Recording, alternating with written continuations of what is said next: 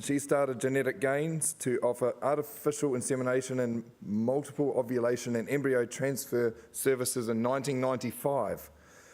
The Woodlands Artificial Breeding Centre and Sheep Improvement Limited Bureau was subsequently added to the services provided by the business in 1999 and 2001 respectively. This enables Genetic Gains to offer a genetics package which helps breeders to identify their most productive animals through the Cell Bureau and to distribute some of the top genetics through the AB Centre and AI services. Julia and her 5 staff are passionate about providing a service that delivers the most beneficial result for the individual sheep breeders and the New Zealand sheep industry as a whole. And I'll just add to that, because Julia was my bureau when I started down south, and Julia doesn't tolerate incompetence, to put it nicely, and which is a very good thing. And so,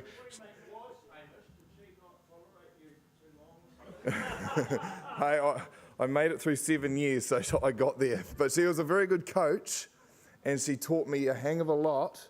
And her heart is genuinely for the industry, and someone we need to treasure and be thankful for. So welcome to you, Julia.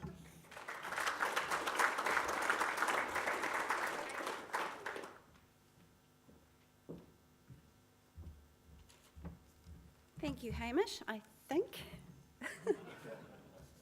I get that from my dad. And good morning, everybody. Isn't it great to be here in Napier with an amazing view that I can see, but you can't, unfortunately, but it's incredible. Somewhere in New Zealand, a stud sheep flock has had a very good year. The ewes went into lambing in really, really good condition. And conditions throughout lambing, the weather was the best ever. Lamb survival was exceptional. There was plenty of quality grass growth throughout the spring, and weaning weights were very good. There may have been the occasional blip in grass growth throughout the summer, but autumn live weights and eye muscle measurements were well above average. The ewes were still in good condition, and pregnancy scanning rates were excellent. All that information went into SIL. Somewhere else in New Zealand, conditions have been very tough. There have been drought conditions for some time, and the ewes went into lambing in poor condition. Lamb survival was low. There was minimal grass available throughout the spring, and weaning weights were very disappointing. The rain didn't come during the summer, and autumn live weights and eye muscle scanning measurements were disappointing, to say the least. The ewes were still in poor condition, and pregnancy scanning rates were not good. All that information went into SIL.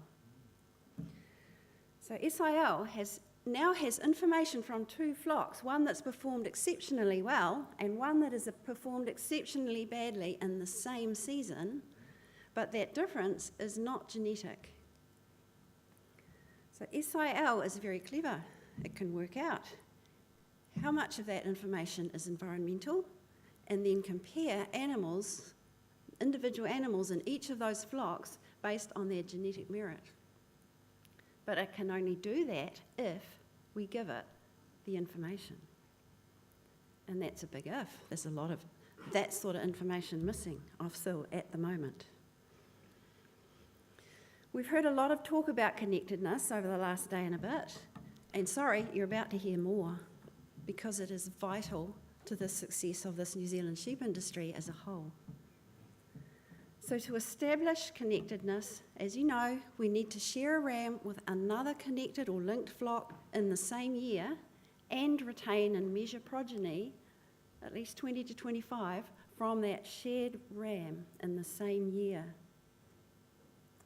You need to measure those traits, all the traits that are involved in the index. So for example, if you're using the New Zealand terminal worth, you would have to record all the lambs that are born, dead or alive, every single lamb, and then Follow those progeny, 20 to 25 of them at least, from that shared ram through to the autumn. So let's look at various ways in which you can achieve connectedness out there in the industry with the help of the CPT that Neville's already described. Say breeder A, that's Neville. Shares a ram with breeder B, that's Cheryl Ann. And Cheryl Ann shares a different ram with breeder C, that's Annie. And Annie provides the ram for that breeding group to this hub CPT site. Now, providing all breeders, A, B and C, Neville, Cheryl Ann and Annie, all retain and measure 25 progeny from those different shared rams, then they're all connected to the industry. And this is the beauty of breeding groups who work collaboratively together, such as Premier Suftex, Alpha and New Zealand Perendales. If breeders are willing to work together, they can build these linkages between yourselves and link into the CPT, which Beef and Lamb Genetics has supplied, to connect all the different breeding groups or breeds in the industry. To look at it in another way, perhaps breeder A, B and C, Neville, Cheryl Ann and Annie, perhaps they all use the same ram that was used in the CPT. Remember that all the hub site CPT rams go to an AB centre. So perhaps Neville went to the AB centre and collected that ram, took it home, used it for 10 days.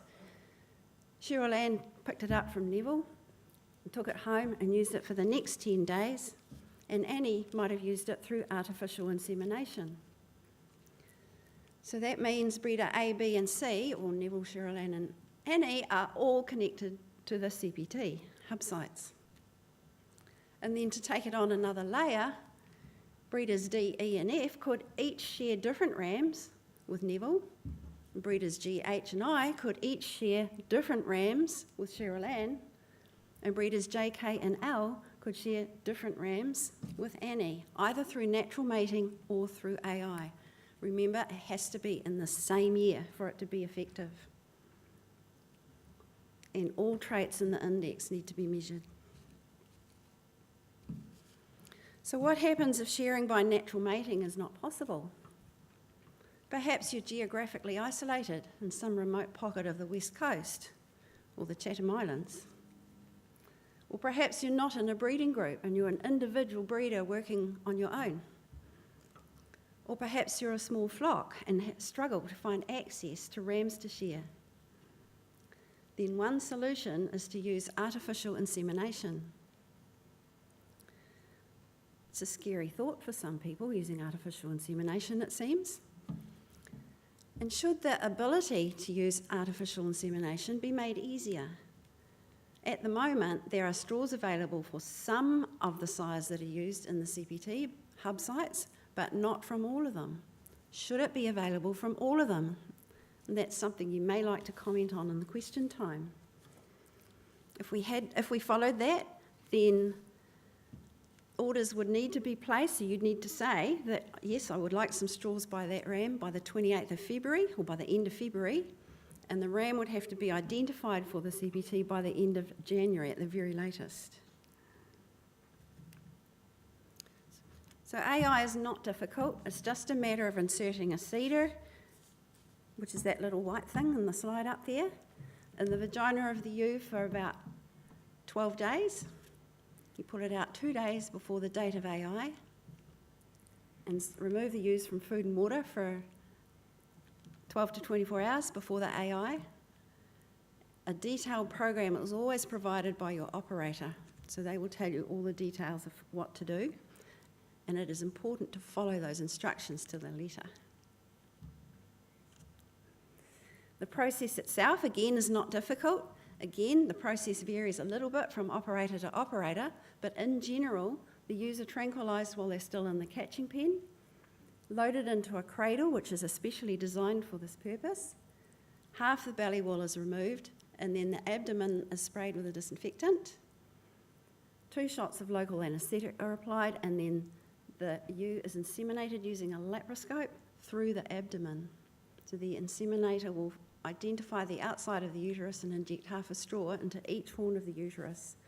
This process takes 1 to 2 minutes. You can see in this picture behind me that there is a ewe ready to be inseminated.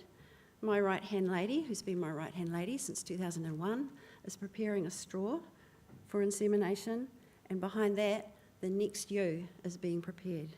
So you get a chain reaction going with a series of cradles and ewes and various processes of the AI. So to summarise the requirements for connectedness, it's important to share, it's important for all of you as breeders to share another ram with the CPT or another connected flock in the same year, either through natural mating or through AI. You also need to retain and measure at least 20 to 25 progeny for all the traits in your index, and that although the recommendation is to renew this every year, it does last for 3. So to monitor connectedness, as Sherilyn described yesterday, we bureaus are soon be able to get out from SIL a chart of groups of flocks or individual flocks, showing how well each individual flock is connected to the industry. And just to interpret what this graph is telling you, the green circles, or the circles from 0 to 3 in them, indicate the strength of the connectedness. So a green 3 is the best you can get. And you can see in the bottom of this graph, flock 4640 is the CPT hub site that was at Woodlands, but now it's at Invermay, has got very strong connections to the industry for all of the gold trait groups listed across the top. So that's reproduction, survival, growth, adult size, meat, wool, worm feck, and DAGs. So all of those traits are recorded in that CPT hub site. If the connectedness gets down to a 1 or 0, a 1 is orange, so it's a warning that yes, it's time to do something to refresh this connectedness. And if it's a red 0, it means there is none, and it's definitely time to do something to refresh that connectedness. A blue cross means that that trait is not collected in that flock. So you can see on the middle flock on this chart, it's flock 3385, which is Taratahi, the other hub CPT flock, which is current. You can see there's a blue cross under facial eczema, and it's because facial eczema isn't recorded in that particular flock, because it's covered in the Invermay CPT. The top line is representing one of the new NGEs that Annie's about to talk about. So as you can see, there's only a start to building connections at the moment. So it takes a wee while for these new flocks to develop connections to the industry. Although there were none on this particular graph, an orange or a red smiley means that connections are going to be lost in the next 2 or 1 year, respectively. So these charts enable us to monitor where we are in the industry. So what are the benefits of doing this? Well, as you have heard in the last couple of days, SIL is extremely focused on accuracy. You know that if rubbish information goes into SIL, then rubbish information is going to come out of SIL. And there's a huge focus in SIL to make sure that the data going in and the reports are coming out are accurate so that they're highly meaningful for you. And I think as people in the sheep industry in New Zealand, we are extremely fortunate to have access to this tool. I believe it's an extremely sophisticated system and very flexible. It's possibly not available in many other places in the world. I don't know. So that accuracy is so important to SIL that if flocks are not connected, then they're not going to be able to appear on the sire leader lists, and they're not going to be reported on the website, and they're not going to be available for viewing on Ram Finder. So to enable you to use all these tools that SIL has made available to you, it is very, very important to develop these connections. Any questions?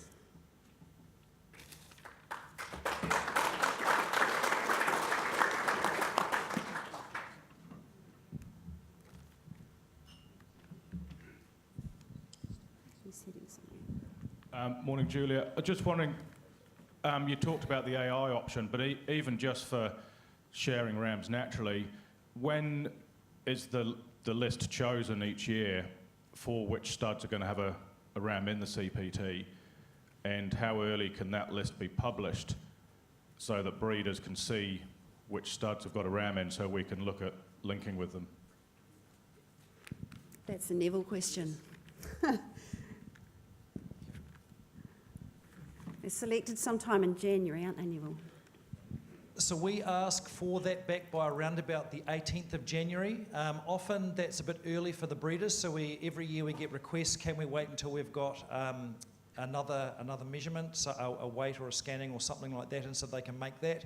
We could be more firm and say that it's earlier, that it has to be in by that 18th, so that the 18th of January, so that we could let people know by the start of February that it's there. But because the mating dates are now all, both flocks, it's basically I think it's the start of April that they do them. We've got a little bit more time with Pakawa, though in it we had to have those numbers earlier. But No, I'm not talking about which ram, which stud. When do you choose the stud, like that they've been accepted? we choose the group and they choose the stud. So choosing the stud and choosing the ram are the same thing for us. So you only choose from a group? So, well, we get the expression of interest comes back. Sometimes that's from an individual breeder, and sometimes that's from a breed society or a sire reference group. We allocate that to that, and so if it's an individual breeder, they'll pick it from their own flock. If it's a sire reference group, it's up to them to pick one that's widely used, and we'll just check that it is it has been used already. So we don't pick we let them pick the ram, and if it's a group, they pick the flock as part of that process. Yeah, but when do you choose that? You could still tell us which group has been chosen. How early can you let us know?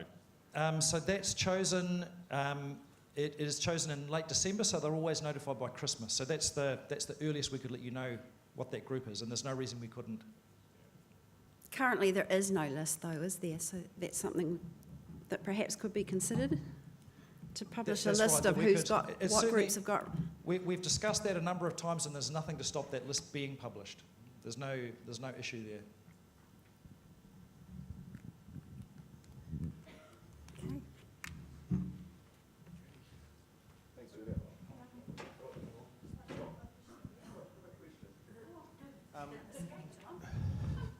Frustrates the hell out of me, being quite keen on being accurate with my recording, that you're making a big assumption, and that is that everyone's following best practice. And I've found out in the last year someone who's been recording for years that I thought would have been doing things right, and they're not. So what sort of checks and balances have you got in place to make sure that you're not being let down by people not having best practice? Do you mean from people contributing sires to the CPT, or just seal breeders in general? Both, Julia. Right, wow. There's no policeman wandering around waving a big stick saying you must do it this way, but there's been plenty of information circulated about what best practice is. Annie sent out a book last year. People with our bureau have had seminars, newsletters, documents on what best practice is. It's pretty much up to the breeder to follow that. However, there are some checks. There are always some checks when we load data into SIL to make sure that nothing that's totally unrealistic is loaded in there. That's great. I'm one of your bureau clients, and I'd back that up. But not all bureaus are present here, and I've been here 3 or 4 times, and the bureau that I'm talking about has never been present here. Can't comment on that, sorry. Right,